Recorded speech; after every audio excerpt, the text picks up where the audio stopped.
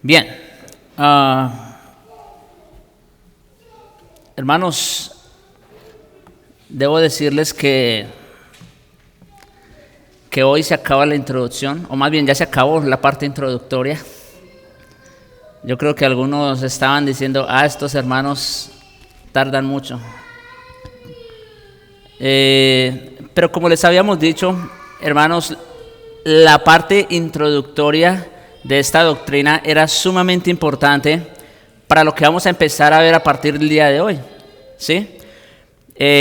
Yo creo que, y espero con la ayuda del Señor, que eso que vimos en todo este tiempo de introducción, pues nos ayude o nos haya preparado para ahora entender el recorrido que vamos a hacer a través de la teología de los pactos.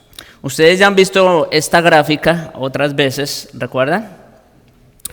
Y básicamente ahí lo que tenemos es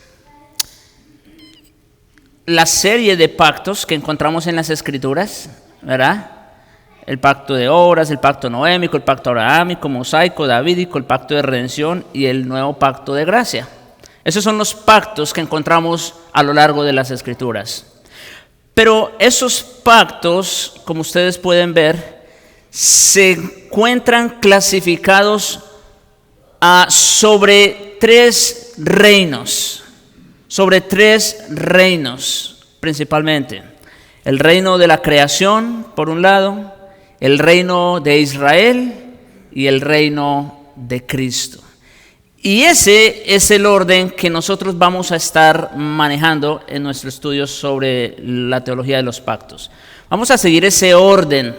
Vamos a empezar con el reino de la creación, ¿verdad? Y vamos a ver los pactos allí.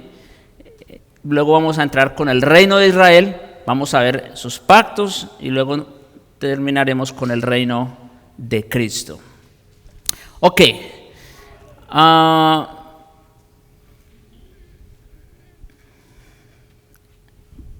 Bueno, sí, esto ya se dijo. Así que, sin más preámbulos, hermanos, vamos a entrar con el reino de la creación. Ese es el primer reino, ¿recuerdan? El primer reino, el reino de la creación. Y básicamente, esto es como un resumen. Quizás ustedes ya están familiarizados con esta definición, pero es bueno que partamos de aquí, ¿no?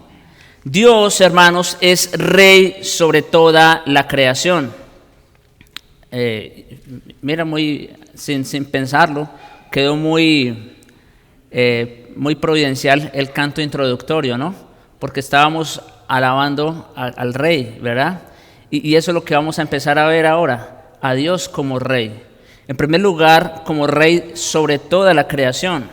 Y por tanto, toda la creación es su reino, el terreno de su gobierno. Un rey, hermanos, está limitado ¿a qué? Pues está limitado a su territorio, ¿no es cierto?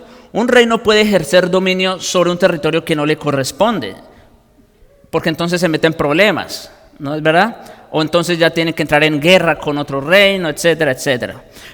Bueno, ¿cuál es el límite? ¿Cuál es la esfera de gobierno de este gran rey? ¿Qué tenemos? Toda la creación. Toda la creación le pertenece a él. Esa es la esfera de su gobierno. Como dice Romanos 11:36, porque de él, por él y para él son todas las cosas. No algunas cosas, todas. Ese todo es inclusivo. Y por lo tanto, a él sea la gloria. Por la infinita abundancia de la bondad de Dios, él ha delegado dominio al hombre por medio de pactos. O sea, Dios es el rey absoluto, ¿no es cierto? Pero, como todo rey, él tiene sus gobernantes, ¿no es cierto? Un rey manda un gobernador para una provincia, manda a otro para otra provincia, y así entonces gobierna o domina sobre su reino, ¿no es verdad? Porque Él no puede estar presente en todos lados a la vez. Claro, bueno, el caso de Dios es un poco diferente en ese sentido porque Él sí está presente en todos lados a la vez. Pero desde un sentido o desde un punto de vista humano, tangible, ¿cómo Él ejerce dominio? O delegándolo a hombres, ¿no es cierto? Delegándolo a hombres, y eso lo hace ¿cómo? Por medio de pactos. ¿Se dan cuenta cómo estamos conectando el reino con los pactos? Es así, hermanos, porque esa es la forma como a Dios le ha placido dominar o gobernar sobre la creación. Esta lección, hermanos, se titula El reino de la creación, porque el alcance del dominio delegado por los pactos subsiguientes se extiende a todo el mundo. Por eso empezamos hablando del reino de la creación, porque los pactos con los que vamos a empezar, hoy vamos a empezar el pacto de obras, después vamos a ver también el pacto noémico. Esos dos pactos están dentro de la esfera de ¿qué? Del reino de la creación. O sea, el alcance de esos pactos es ¿hasta dónde? A toda la creación. Por eso, otra vez, por eso el título de esta lección, el reino de la creación. Ok. Hasta aquí yo creo que está claro, ¿no? El tema. No vamos a profundizar mucho vamos a decir, en cuanto al reino como tal, porque nuestro tema en sí es la doctrina de los pactos, ¿verdad? Pero hasta aquí yo creo que está claro. No sé si alguien tiene algo que decir, alguna pregunta antes de continuar con nuestro tema el día de hoy.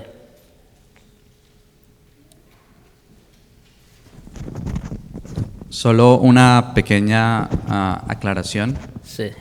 Más que todo por nuestra naturaleza humana, y es que tú lo acabas de decir que bueno, Dios es omnipresente, ¿no? Y Él está en todos lados de la creación, así que eso es importante tenerlo en cuenta porque Él no nos necesita a nosotros para poder ejercer dominio, y el dominio que ejerce o que le ha delegado al hombre lo hace de manera por parte de su condescendencia, no es porque Él nos necesita a nosotros para poder gobernar en algún Exacto. lugar de la creación. Y es importante tener eso en mente para que no nos exaltemos más de lo que debemos, porque realmente Él no nos necesita a nosotros, solamente que así lo quiso. Así es. Muchas gracias. Ese es un buen comentario, ¿no? Es correcto. Somos instrumentos que a Él le ha placido usar. Es como, por ejemplo, cuando hablamos de la salvación, dice Pablo que a Dios le ha placido salvar ¿cómo? Mediante la locura de la predicación. Ahora, Dios pudiera salvar a la gente en todos modos, sin necesidad de usar predicadores, pero no, ese es el medio que a Él le plació usar, ¿no es cierto? O sea, está bien la aclaración. ¿Alguien más?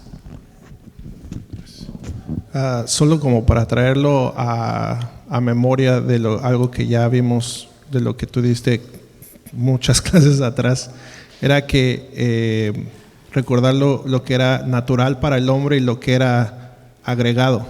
Entonces, esto creo que es clave para que podamos entender lo que vamos a ver, que lo que era natural para Adán y lo que era agregado o positivo, hablando específicamente de las leyes sí, naturales y las leyes positivas, sí, y que esto es algo que no era natural, sino que era algo que Dios dio a Adán y era, bueno, a los hombres, en el caso específico aquí del pacto de obras a Adán, pero solo era para recordarlo, para que nos acordemos de eso. Que ya correcto, exacto. Aquí es donde va a cobrar más sentido todo lo que vimos en esa larga introducción.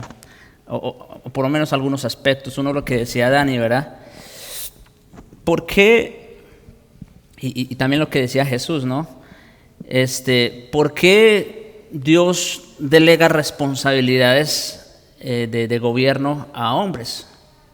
Pues porque a Él le plació en un acto de condescendencia.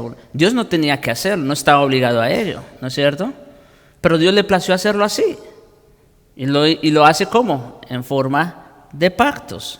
Ok, entonces, siguiendo adelante precisamente con nuestro tema, que es el pacto de obras. Ya saben, este es el primer pacto que se encuentra en el reino de La creación. De la creación, no se les olvide. Estamos hablando del reino de la creación y este es el primer pacto. Y mi hermano, la doctrina bíblica del pacto de obras, bueno, uno lo que dijo Dani, la distinción entre las leyes naturales y las leyes positivas, que al final de cuentas esos dos tipos de leyes emanan o se desprenden ¿de qué? De esto que estamos viendo aquí. De esto que estamos viendo aquí. Depende de la distinción entre aquello que era natural para Adán en la creación y aquello que fue concedido más allá de lo natural. Esto solamente es un recordatorio de lo que ya vimos, pero vamos a cobrar el sentido de aquello que vimos ya específicamente en el pacto de obras. ¿Recuerdan esta tabla, no es cierto? Decíamos que hay dos tipos de acuerdos. Están los acuerdos naturales y los acuerdos sobrenaturales, ¿no es cierto? Cuando Dios hizo a Adán en el principio, Adán de por sí ya tenía unas responsabilidades naturales, ¿no es cierto? Tenía la responsabilidad de cuidar el huerto, de labrarlo, de poner nombre a los animales, de procrear, ¿no es cierto? Ese también es otro de los mandamientos ahí. Pero esos eran mandamientos naturales, ¿no es cierto?, que corresponden simplemente por el orden de creación. Ahora bien, que Adán sea gobernador o rey en ese sentido sobre la creación, eso es otra cosa. Eso es otra cosa. Eso va más allá de lo natural. ¿Ve? Eso va más allá de lo natural. Entonces, en ese sentido, cuando hablamos de beneficios, si estamos hablando en el orden de la creación, Dios no le debe recompensas a nadie. Eso también yo creo que, ¿verdad?, está claro. Dios no está en deuda con ninguno. Si hablamos en un sentido sobrenatural o en un sentido pactual, pues sí hay beneficios. ¿Cuáles? Los que Dios ha prometido en su condescendencia, en su libre gracia, más nada. Si hablamos de obligaciones, bueno, según el orden de creación, el hombre tiene unas responsabilidades ordinarias, ya se dijo. Pero según el orden de los pactos, hay unas responsabilidades extraordinarias. Dios hubiera podido dejar la creación, o sea, si a Él le hubiera placido, ¿verdad? Dios hubiera podido hacer lo que hizo, poner al hombre y ya. No poner ninguna condición, los árboles, ¿verdad? Eso es otra cosa, eso va más allá de lo natural. Y es lo que vamos a ver. Entonces, rápidamente, para no pasar por alto esto, los pactos, hermanos, entonces, no son acuerdos naturales. Eso debemos tenerlo claro. Los pactos no son acuerdos naturales. Dios no está obligado en entrar en una relación de pacto con nadie. Partamos de ahí. Él no tiene necesidad de entrar en una obligación de pacto con ninguno. Los pactos son arreglos provistos por Dios que van más allá de la relación natural entre el creador y la criatura. Implican una distribución de los beneficios, ya sea prometidos libremente o condicionados por alguna acción, como en este caso de Adán. Ustedes ya saben, había una condición que de otra manera pues no estarían disponibles a la criatura, como los que confirmaron la vida eterna, la tierra de Canaán en el reino de Israel, o incluso la salvación por Cristo.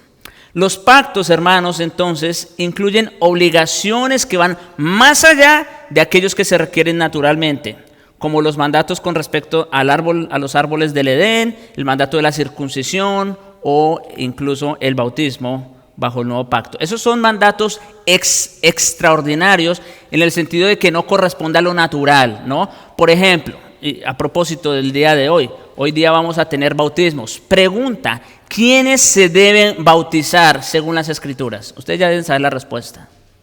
¿Quiénes? Los creyentes. Exactamente, se supone que si son creyentes ya entraron en ese pacto, ¿no es cierto? Y de hecho el bautismo es la señal de entrada al nuevo pacto de la gracia. Eso es el bautismo. Es la señal de entrada al nuevo pacto de la gracia. Ahora, pregunta, ¿ese es un mandamiento para todos? No, ese es exclusivo para creyentes. En ese sentido es algo extraordinario, ¿ve? Ok. El pacto de obras, bueno, ahora, ustedes en cierta manera ya les di la respuesta, pero ¿en cuál de estas dos categorías entra el pacto de obras? ¿Dentro del orden natural o el orden sobrenatural? A la luz de lo que ya hemos dicho. ¿Cómo? Sobrenatural, exactamente. Dios no tenía ninguna obligación de poner a Adán como rey sobre la creación. No tenía esa obligación. Los oponentes del pacto de obras, sí, porque en todo siempre hay discusión. Incluso yo recuerdo hace unos años atrás que yo era uno de estos. O sea, sí, yo sabía de lo que Dios había hecho en Edén, con Adán y todo eso, pero no lo veía como un pacto. ¿Ve? Entonces, los oponentes del pacto de obras mencionan a veces la ausencia del término pacto como evidencia contra un arreglo pactual entre Dios y Adán. O sea, como en el relato de Génesis 2 específicamente, no aparece tal cosa, ¿verdad? Como que hubo un pacto, que Dios hizo un juramento o cosas así, como sí vemos en los otros pactos. Entonces muchos entienden que allí no hubo un pacto, que faltó esa parte solemne, ¿no? Sanciones sí hay, y de hecho por eso vamos a ver que sí es un pacto. Pero como no aparece, vuelvo y repito, como no aparece un escenario donde hay un juramento como tal, ¿no? O no aparece la palabra pacto, entonces muchos entienden que no hay pacto. Sin embargo, lo interesante es que más adelante ya en Oseas, el Señor, precisamente quejándose de Israel, dice: mas ellos, cual Adán, traspasaron mi pacto. O sea que ahí, bueno, ya tenemos, ¿no es cierto? Ya tenemos de evidencia de que lo que ocurrió allá en el Edén, ¿qué fue? Un pacto. Y, por supuesto, cuando se consideran los datos bíblicos de los tratos de Dios con Adán, más allá de su condición como criatura, el pacto de obras brilla con mayor intensidad. Entonces, vamos a entrar propiamente en lo que es el pacto de las obras. Pero, y lo primero que vamos a ver, hermanos, esto es como cuando uno en una prédica dice: bueno, vamos a ver primero lo que no es, ¿recuerdan? Para luego ver lo que sí es. O sea, para despejar toda duda, toda confusión, vamos a ver primero lo que no, para luego ver lo que sí. Entonces, en primer lugar, veamos cuál era la condición del hombre como criatura. ¿Cuál era la condición del hombre como criatura? Bien, por naturaleza, hermanos, Adán, la criatura, estaba obligado a obedecer a Dios, el Creador, en todas las cosas. O sea, esa era una obligación que Adán tenía sí o sí. Y Dios no tenía ninguna obligación de recompensarlo, como ya se ha dicho otras veces. Sin embargo, por naturaleza, bueno, ya Dios no estaba obligado a recompensar la obediencia de Adán con nada más que la aprobación de la justicia que reconoce que una obra se ha ejecutado según el mandato. En esta relación natural, hermanos, entre el Creador y la criatura, Dios no debe una recompensa al hombre por su obediencia. La única respuesta debida de Dios al hombre es la aprobación de justicia que dice, has hecho lo que se te pidió hacer. Así que al final de cuentas, es como cuando usted, digamos, está en el trabajo y el jefe le dice qué debe hacer. Usted no espera que el jefe siquiera le dé las gracias. O usted no espera que el jefe le pague más por haber hecho ¿qué? Lo que se supone que usted tenía que hacer, ¿no es cierto? Es lo mismo aquí. Es lo mismo aquí. Adán por naturaleza tenía la obligación de obedecer a Dios sin esperar de él una recompensa aparte, más que el reconocimiento de una justicia que dice, has hecho lo que se te pidió hacer. La obediencia del hombre no merece ni gana nada como recompensa. Y en virtud de ser una criatura, el hombre debe completa obediencia a Dios. Y en virtud de ser el creador, a Dios es debida completa obediencia del hombre. Jesús enseñó a sus discípulos que los amos no deben a los siervos una recompensa por hacer aquello que ya estaban obligados a hacer. Por tanto, los siervos, ¿qué deben decir? Según Lucas 17:10. Siervos inútiles somos, pues lo que debíamos hacer, hicimos. Eso es todo. Por naturaleza. El siervo no puede extender su mano esperando una recompensa como si hubiera puesto al amo en deuda con él. No, esa no es la situación. O como Nehemiah Cox dijo, nadie puede obligar a Dios o hacerle deudor de ellos a menos que Él condescienda a obligarse a sí mismo por un pacto o una promesa. Esto también me recuerda a otra parábola del Señor, a los que recogió a los obreros que contrató en diferentes horarios, ¿verdad? Y a cada quien le dio lo que Él les prometió. Y el que empezó en la mañana no tenía por qué quejarse con el que empezó en la tarde. ¿Por qué? Pues porque ese fue el acuerdo. Ese fue el acuerdo. ¿No es cierto? Nadie puede obligar a Dios o hacerle deudor de ellos a menos que Él, o sea, Dios, condescienda a obligarse a sí mismo. Aunque había una disparidad infinita entre el Creador y la criatura en términos de derechos y responsabilidades, los relatos complementarios de la creación del hombre revelan que Dios puso ante Adán la posibilidad de lograr algo más allá de su condición como criatura. Génesis 1 y 2 ofrecen perspectivas complementarias que explican esto precisamente. Génesis 1, bueno, mejor vayamos a la siguiente diapositiva. Aquí está. Seguimos hablando de la condición del hombre como criatura, la condición natural del hombre como criatura. En Génesis 1, ¿qué tenemos básicamente? O sea, yo creo que esto nos ayuda a tener un entendimiento del relato de Génesis, porque muchas veces, o muchas personas se pueden confundir, ¿no? Con Génesis 1 y Génesis 2. Porque en Génesis 1, por ejemplo, Dios dice, hagamos al hombre a nuestra imagen y semejanza. Y no solo eso, le da, por ejemplo, el mandamiento de fructificar, de llenar la tierra. Y luego en el capítulo 2 vemos el relato donde Dios le hace una mujer a Adán. Entonces, bueno, pueden haber confusiones al respecto, pero esto es básicamente lo que tenemos aquí. En Génesis 1, hermanos, tenemos lo que es el orden natural. El orden natural de las cosas. Para empezar, Génesis 1, hermanos, es un relato muy general de la creación.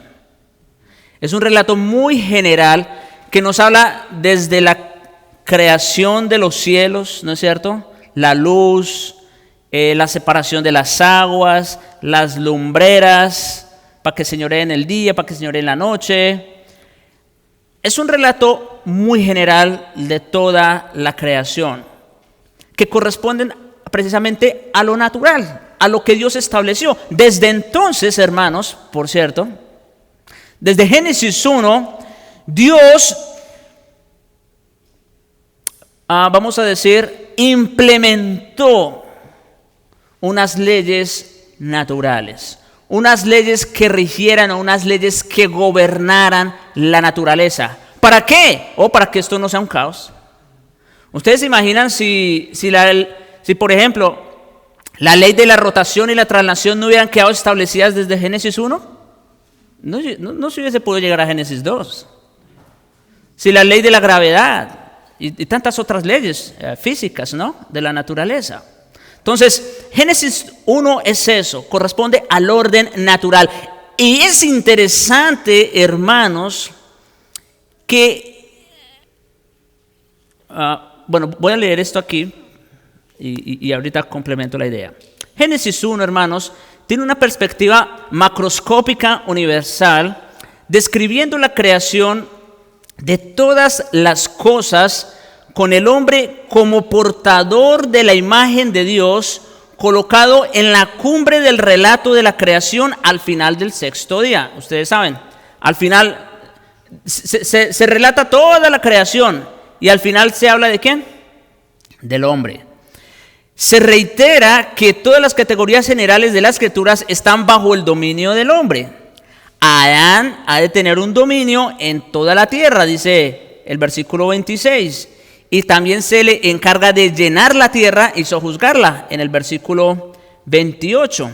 Por tanto, Génesis 1 designa al mundo creado como un terreno sobre el cual Adán había de ejercer dominio. Eso es Génesis capítulo 1. Pero noten, hermanos, que hasta aquí, hasta Génesis 1, todavía no se sabe nada de unos árboles, todavía no se sabe nada de Dios poniendo condiciones para obtener la vida. No se sabe nada de eso. ¿Se dan cuenta? En Génesis 1 tenemos el orden natural de las cosas. Lo que Dios estableció allá en Génesis 1 corresponde al orden natural de creación. O sea, que el hecho de que Adán tuviera que cuidar del huerto, el hecho de que Adán tuviera que fructificar, el hecho de que Adán tuviera que sojuzgar, eso corresponde al orden natural. ¿Estamos claros hasta ahí? Eso corresponde al orden natural. Todavía no se sabía nada de lo demás. Ahora, cuando llegamos a Génesis 2, es donde cambia la cosa. La tarea universal del reino tiene que comenzar en algún lugar. En Génesis 1 todavía no se habla de reino. O sea, apenas está preparado el escenario, ¿no es cierto? Están preparadas todas las cosas, pero todavía no se habla como tal de un reino. La idea de reino viene a tomar lugar en el capítulo 2. Y ese reino tenía que comenzar en algún lugar. Y Dios, hermanos, escogió el Edén, o sea, de todo lo que creó, cielos, tierra y aún dentro de la tierra, de todo lo que creó, escogió el Edén para que fuera ese lugar. Un lugar, según nos lo describe el relato, muy hermoso, muy fructífero, con muchos recursos naturales, ¿no es cierto? En las mejores condiciones, físicamente hablando, en las que pudiera vivir el ser humano, ¿no es cierto? Ok. Dios escogió entonces el Edén para que fuera ese lugar donde Dios iba a establecer su reino, o iba a comenzar su reino. Génesis 2, hermanos, entonces cambia a una perspectiva microscópica local. ¿Se dan cuenta? Génesis 1 es como un telescopio y nos muestra toda la creación, ¿no es cierto? Lo que Dios hizo en esos 6 días. ¿Qué hace Génesis 2? Cambia el instrumento y pone un microscopio. ¿Y lo enfoca en dónde? En el Edén.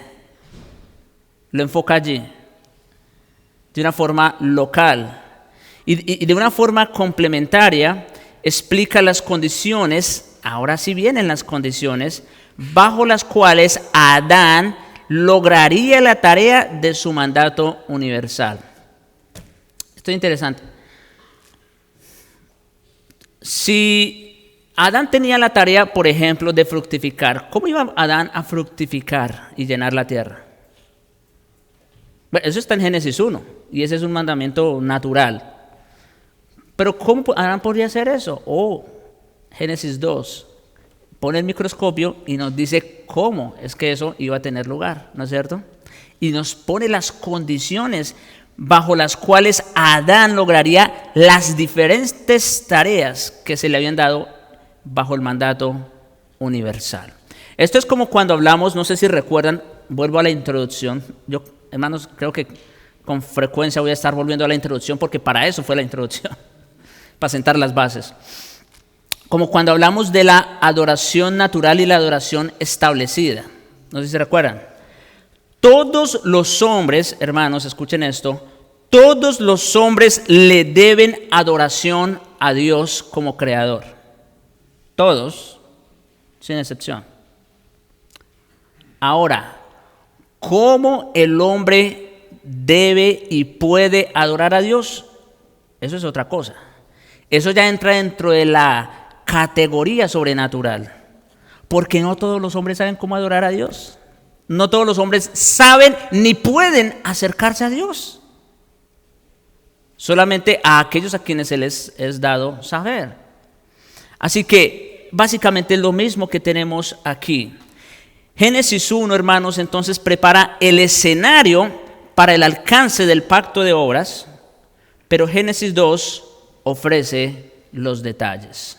Génesis 2 ofrece los detalles. Bien, hermanos, hasta aquí voy a hacer un alto otra vez para que si tienen preguntas, comentarios puedan hacerlos. Aquí de pronto sí pueden haber un poco más. Hermano Adán.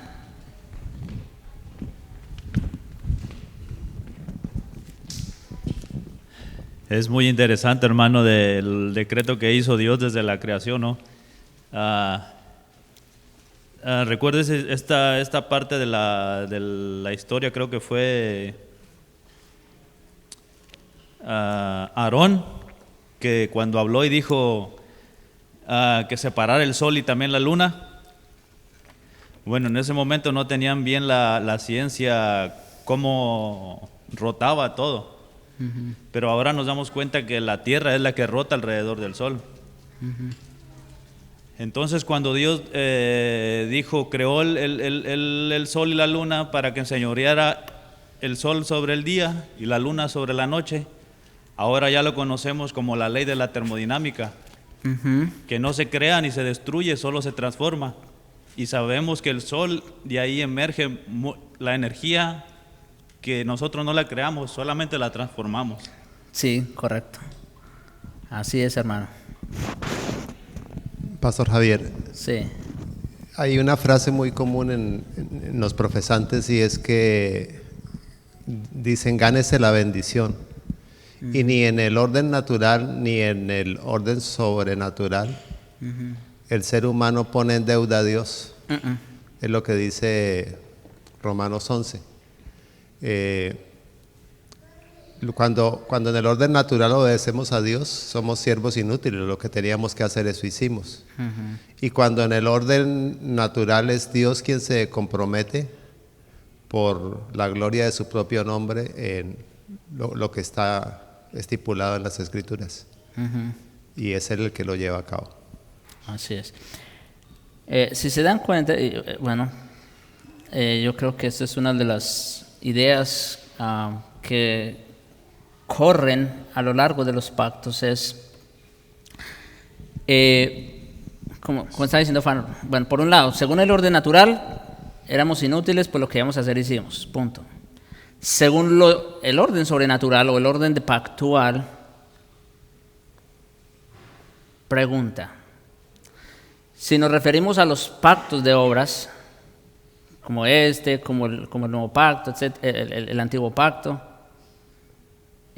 pregunta, ¿quién hizo lo que tenía que hacer? Ninguno, no pudo. Ahora, si hablamos, por ejemplo, del pacto abrahámico o del nuevo pacto, ¿quién garantizó o quién se aseguró de que nosotros pues recibiésemos la bendición? ¿Nosotros ganamos algo? No. Fue Él el que la garantizó. Así que, de todas maneras, ni según el orden natural ni según el orden sobrenatural, nos ganamos el favor de Dios. Eso es una gracia de Dios. Es una gracia. También para recordar que, como tú ahorita lo dijiste, entrando en lo de los pactos, era como Dios iba a delegar cierta autoridad sobre las personas, para que, en este caso Adán, para que sojuzgara la tierra, la llenara, sobre los animales y todo eso.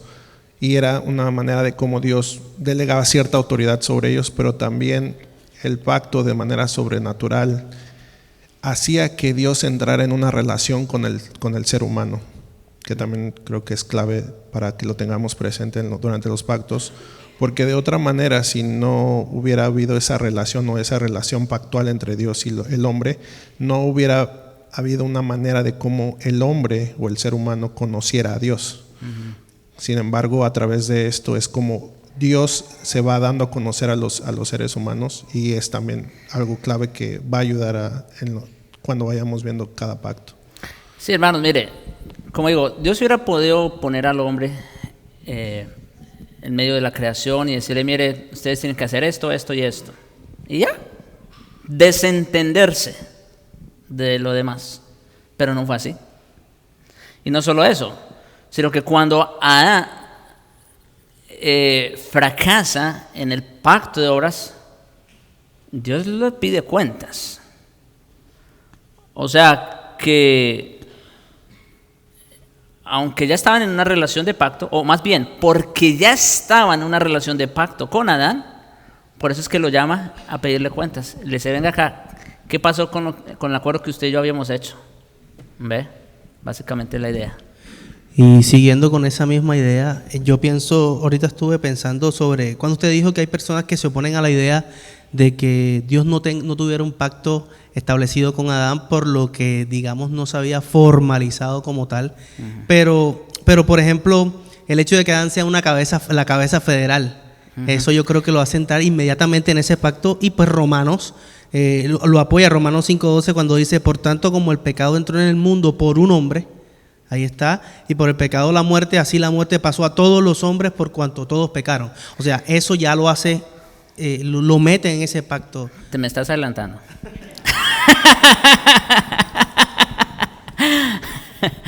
Está muy bien. Muy bien. Ok. Bien, hermanos. Entonces, todavía creo que tenemos tiempo para avanzar un poco más.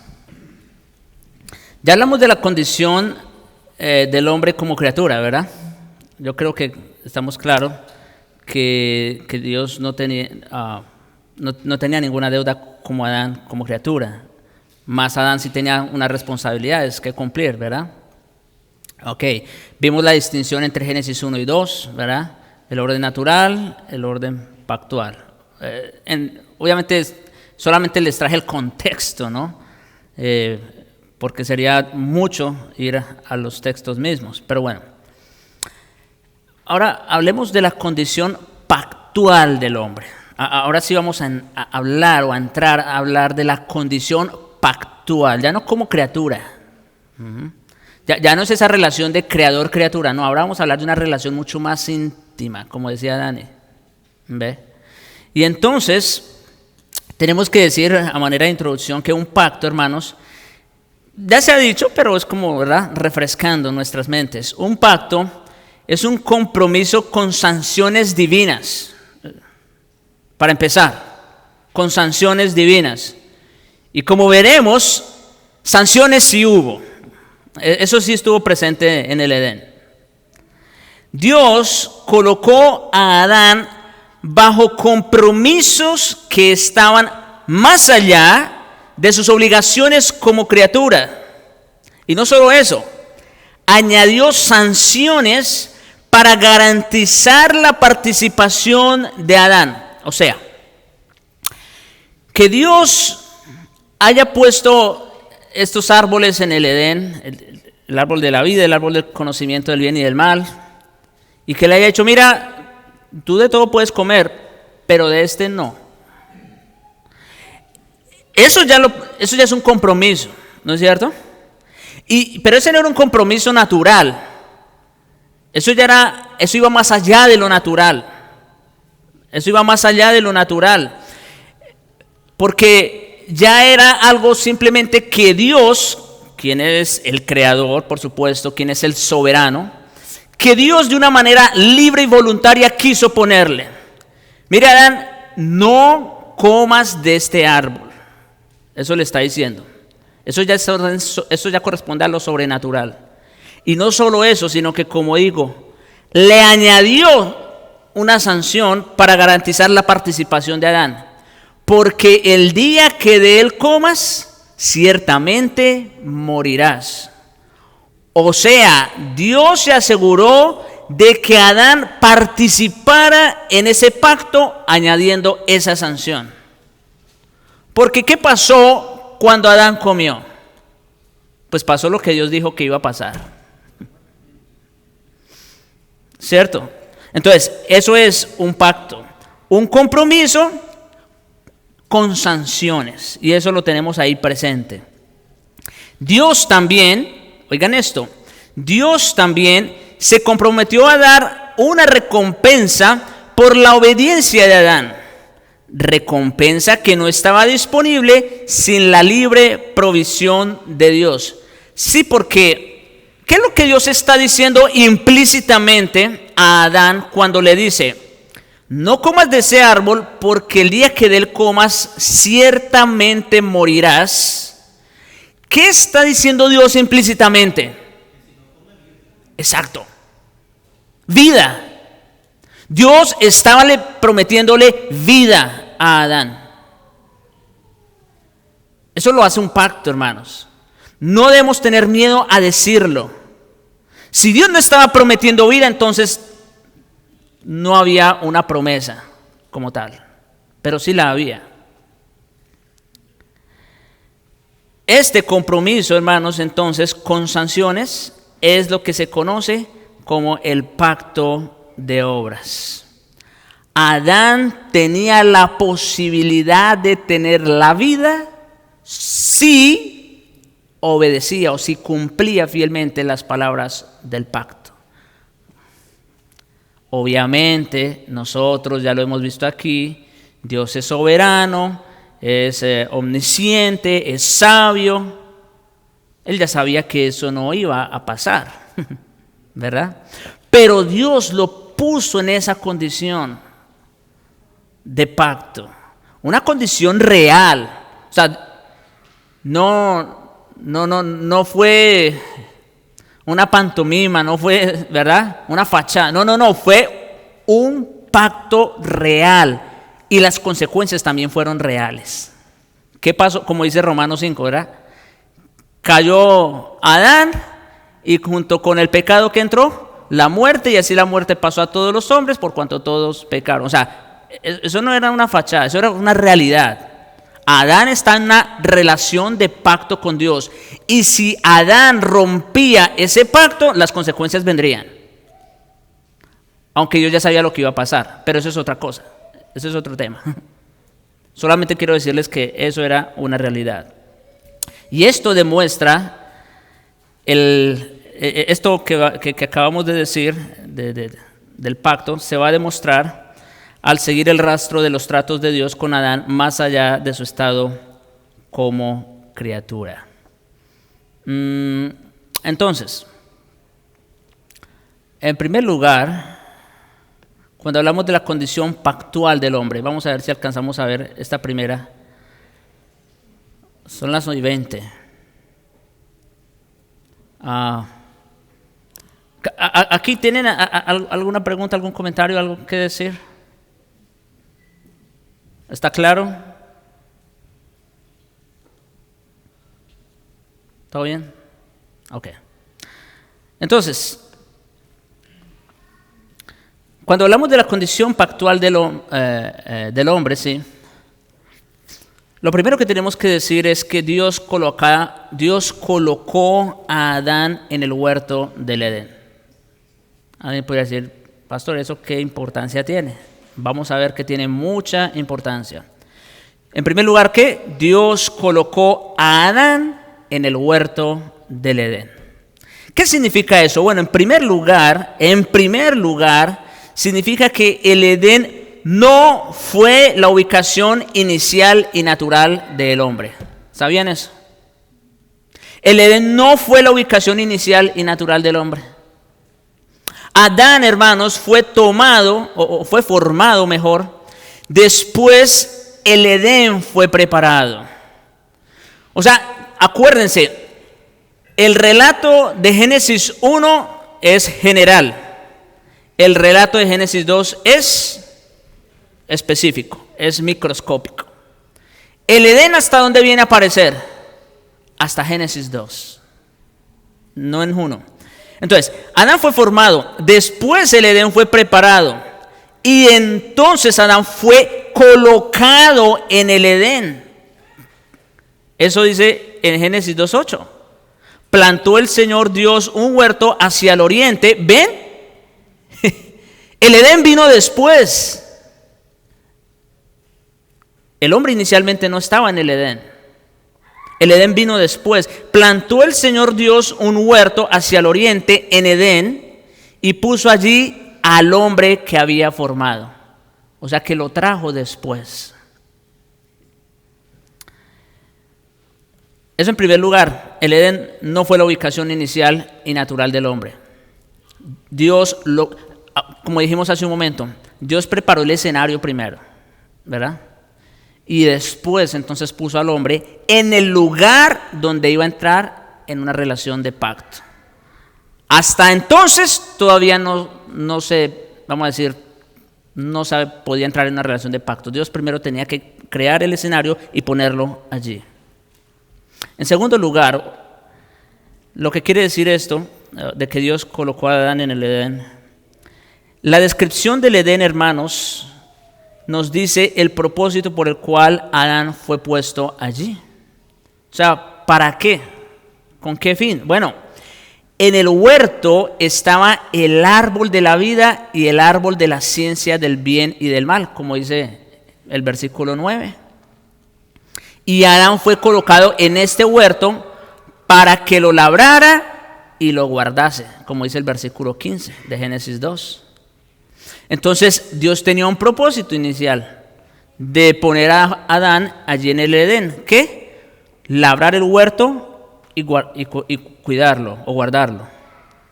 Al colocar a Adán en el huerto del Edén como trabajador, Dios le concedió, escuchen, aquí ya viene entonces la idea de reino, con lo que empezamos hablando al principio, ¿recuerdan?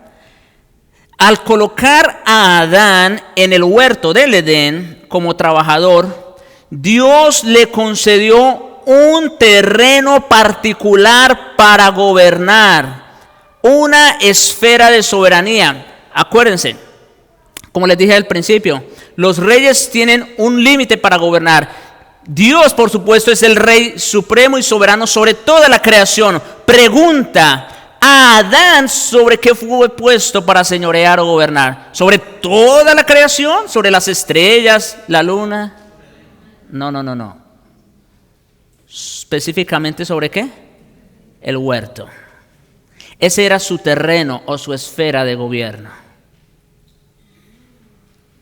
Dios colocó a Adán como rey sobre el Edén. El gobierno de Dios entonces sería establecido con esta esfera por medio de Adán. El Edén era el reino de Adán y él era su rey, porque Dios así le plació. Y en tercer lugar, y creo que este ya viene a ser no solo una interpretación, sino incluso también como una aplicación, se puede decir. La descripción bíblica del Edén, hermanos, lo hace un templo de la presencia especial de Dios. La descripción bíblica del Edén lo hace un templo de la presencia especial de Dios. Hermanos, hay numerosas características del texto de Génesis 2 que señalan esto al lector como son: su designación al este, o sea, hay una ubicación en particular, su ubicación en la cumbre de una montaña, eso también lo dice, y porque, su ubicación en la cumbre de una montaña, sus ríos, también hace mención de 4 ríos, sus árboles, sus piedras preciosas y metales, y todo esto, hermanos, como indicadores de su carácter de templo. Estas características, hermanos, no parecen especialmente significativas por sí mismos. Alguien puede, pastor, espera, usted como que está yendo muy lejos. No, vamos a ver que no es así. Porque cuando se comparan con la forma en la que las escrituras después emplean estas mismas imágenes del Edén, hacen alusión a qué cosa, o a qué recinto, al templo. Por ejemplo, para que vean que no estoy exagerando,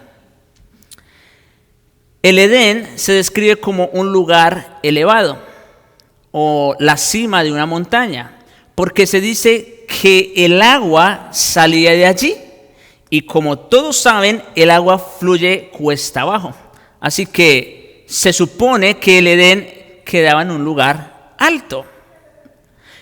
En otros lugares de la Escritura, la presencia de Dios se manifiesta a menudo en las cimas de las montañas. Por ejemplo, Dios se reunió con Moisés en el monte Sinaí. El templo se construyó en la cumbre del monte de Jerusalén. Y se nos dice que pertenecemos al monte de Sión como ciudadanos de la Jerusalén celestial, según Hebreos 12:22. O sea que siempre que se hace mención de la presencia especial de Dios, se hace mención a ¿qué? A un lugar alto. Y el Edén era un lugar alto. Por otro lado, la presencia de piedras preciosas tiene una perspectiva. La belleza y la excelencia estéticas que se requieren en la construcción del tabernáculo y el templo y del pectoral de Aarón también se alinea perfectamente con la repetida mención de raras piedras preciosas en las describidas del cielo del Apocalipsis de Juan. O sea, noten cómo estas piedras, esos metales preciosos que hace mención en el Edén, luego se traen en la construcción del templo, en el uniforme, en el pectoral propiamente de Aarón, y luego incluso se hacen mención en el templo final de Apocalipsis. Los árboles también tienen una perspectiva. Los árboles tienen en perspectiva la menorá que se colocaba dentro del tabernáculo y el templo, las cuales fueron hechas para asemejarse a los almendros con ramas y flores. Ustedes saben, ¿no? Las menorá que eran de oro purísimo, como según lo describe el Éxodo. ¿Y qué imagen tenía esa menorá? Un árbol de almendro, ¿no es cierto? Un árbol de almendro. Además, el árbol de la vida es nombrado específicamente en la descripción del cielo hecha por Juan en Apocalipsis 22. Ustedes saben que allá es a donde se vuelve a hacer mención como tal del árbol de la vida, ¿no es cierto? Es interesante, hermanos, realmente. Esto que estamos viendo aquí, cómo otra vez el Edén, hermanos, era una descripción bíblica de lo que es el templo, de lo que es el lugar de la presencia especial de Dios. Y yo creo, hermanos, que aquí todos no tenemos dudas de que realmente el Edén era un lugar allí donde estaba la presencia especial de Dios. Porque imagínense, Adán podía hablar con el Señor como cualquiera. Se paseaban, ¿no es cierto?, en el Edén y hablaba con él. Así que, hermanos, lo que tenemos aquí es que el Edén, hermanos, era un modo era un modelo prototípico. Acuérdense cuando Dani nos trajo la clase de los tipos, ¿no es cierto? Bueno, el Edén era un modelo prototípico del templo, del cual las escrituras extraen más adelante sus imágenes y lenguajes. Del templo, primero, pues, del tabernáculo, del templo que posteriormente construyó Salomón, y por supuesto, y más importante aún, de la imagen final del templo que tenemos en Apocalipsis. Así que, hermanos, eso de que Dios colocó a Adán en el huerto del Edén es sumamente importante. Hasta aquí, hermanos. Todavía no termino, déjenme terminar esto. Y yo creo que ya no va a haber tiempo para preguntas, así que les ruego que las anoten para que la próxima vez que nos veamos las hagan, porque yo creo que aquí pueden haber preguntas en esto que he estado diciendo. Otra prueba, hermanos, es que a lo largo de la historia de la redención, Dios se rehúsa a permitir el pecado en sus santos santuarios. Esto es importante. A lo largo de la historia de la redención, Dios se rehúsa a permitir el pecado en sus santos santuarios. ¿Qué era algo que Dios no toleraba en ninguna manera? Eso mismo, el pecado, la profanación de lo santo. Ustedes saben qué pasó, por ejemplo, con los hijos de Elí, ¿no es cierto? Y con Elí mismo, por no haber estorbado a sus hijos. ¿Qué pasó con los hijos de Aarón? También, por ejemplo. ¿Ve? Dios se rehúsa a permitir el pecado en sus santos santuarios. Por lo tanto, Dios no se podía permitir el pecado en su santo santuario del Edén. Y de ahí la sanción. El día que de él comas, ciertamente morirás. Adán, hermanos, fue desterrado del Edén.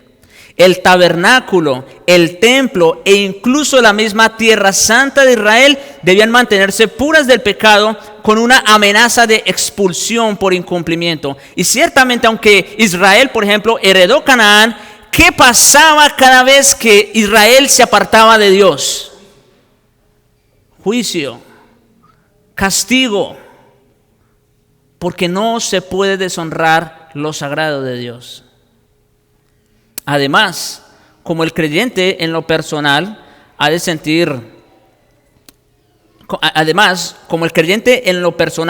ha de actuar con pureza, porque es el templo del Espíritu Santo, también la iglesia tiene que proteger las fronteras de su membresía de individuos impenitentes e incrédulos, porque ahora ¿quiénes son el templo?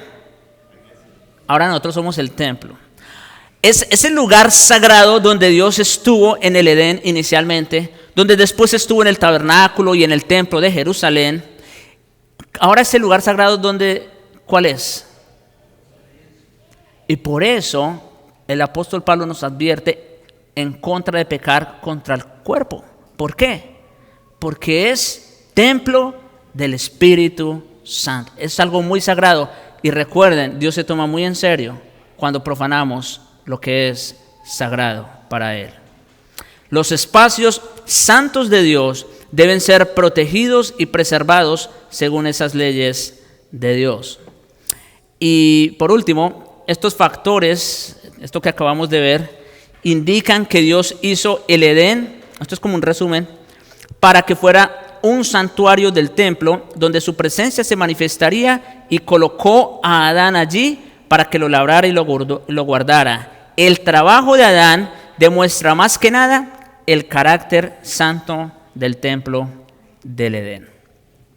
Bien, hermanos, hasta aquí, como digo, el tiempo se nos ha ido, así que de verdad les pido que si tienen preguntas, anótenlas para que puedan traerlas en la próxima clase. Oremos. Padre bueno y misericordioso, bendito Señor, gracias te damos por este tiempo, por tu palabra. Gracias te damos, Señor, porque nos enseñas con cada tema, nos instruyes, oh Dios, y realmente vemos cuán pequeños somos cuánto nos falta, Señor, de conocerte cada día más, de conocer tu voluntad, de conocer tu palabra. Pero gracias te damos, Señor, porque has decidido revelarte a nosotros por medio de tu Espíritu y por medio de la palabra dada por los apóstoles. Gracias te damos, oh Dios, por ello, y te rogamos que nos guardes siempre del error, nos guardes siempre del orgullo también, de la arrogancia, y que nos mantengas, Señor, nos mantengas fieles, nos mantengas puros como tú quieres que seamos, como templo que somos del Espíritu Santo. Guárdanos del pecado, guárdanos de la maldad. Te lo rogamos, oh Dios, en Jesucristo. Amén.